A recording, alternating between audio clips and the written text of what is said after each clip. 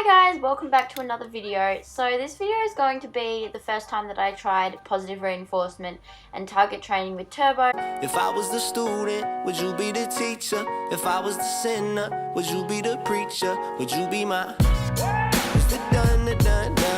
I still got a lot of shit to learn.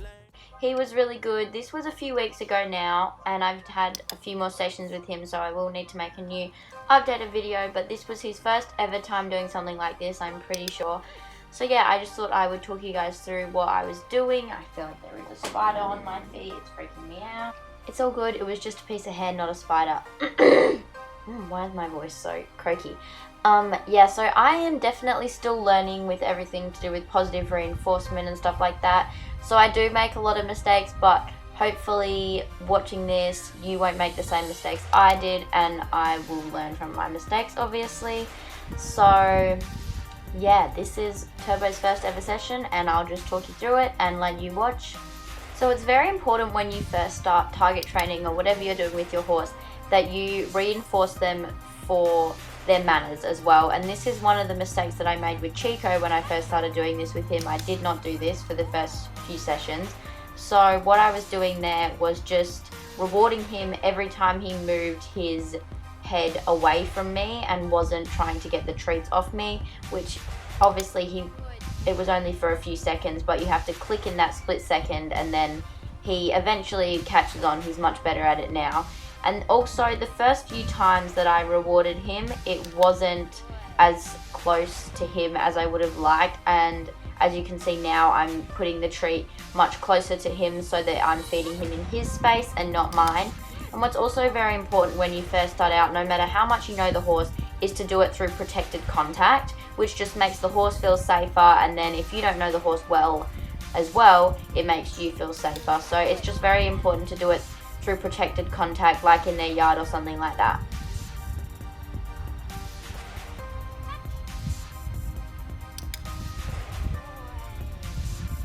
Another thing that I often make the mistake of doing is getting the treat out of the treat pouch before he's done the behavior that I'm asking for, which you just shouldn't do. I'm not 100% sure why. I remember listening to it in a podcast from Jet Equi Theory, which if you don't know her, go listen to her podcast. They are definitely a lot better than this, and you'll learn a lot more.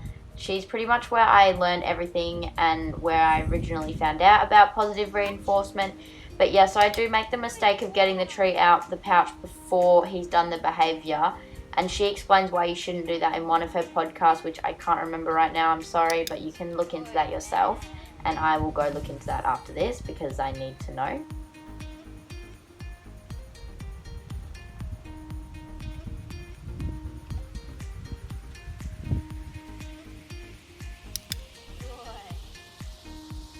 As you can see there, he put his head away to scratch himself, which you might be thinking, why did I reward him for scratching himself? But he still put his head out of my space, which he will eventually catch on and has caught on, like most horses will do, that when putting his head away from me, that's when he gets clicked and rewarded. So it doesn't matter what he's doing it for, it's still away from me.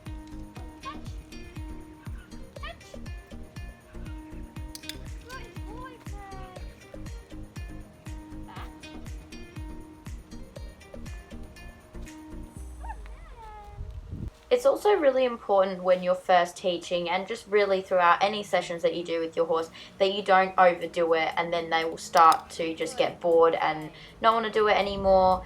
So my sessions are probably about 10 minutes long, and I'd say between 10 to 15 minutes or 5 to 15 minutes really is what you would want to do for the amount of time in your session. And if your horse is trying to tell you that it doesn't want to work anymore, then don't try to force it to work. Because if you start, so to say, forcing your horse to participate in a behavior with you that they don't want to participate in because they're bored and they just don't care anymore, then they're going to start having a negative association with whatever behavior you're trying to get them to participate in. So if your horse just is walking away, not caring about what you're doing, just going off to eat grass or sniffing something, doesn't care at all about your treats, then just leave it. Don't keep walking up to it and trying to get it to participate.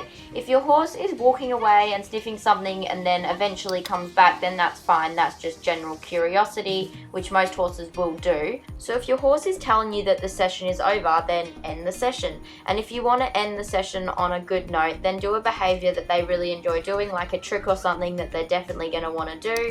And then you're just ending on a good note and you can pick up where you left off next training session. So if you've been watching Turbo, you would have noticed that he's been offering the behavior good manners when I've been asking him to target. And so I don't click and reward him for offering that behavior because I've already cued the behavior target by saying my cue target. And so I just wait for him to eventually target the stick, which he does, and then I click and reward him. So I don't negatively punish him for that, but I don't reward him either.